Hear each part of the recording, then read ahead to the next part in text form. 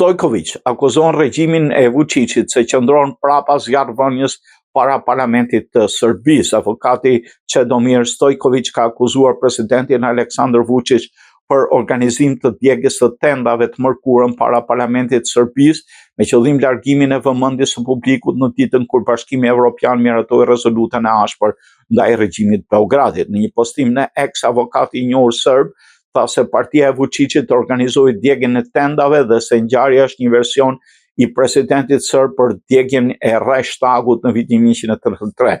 Një zjarr ka shpërthyer para parlamentit të Serbisë në ata quajturin Çajland, ku tash e sa muaj janë vendosur tendat në mbështetësit e Vučićit në kundërpërgjigje ndaj bllokadës studentore e cila ka nisur në gjithë Serbinë pas shëmbjes së tendës së kurudore vitin e kaluar në Novi Sad, ku mbetën të vdekur 16 persona.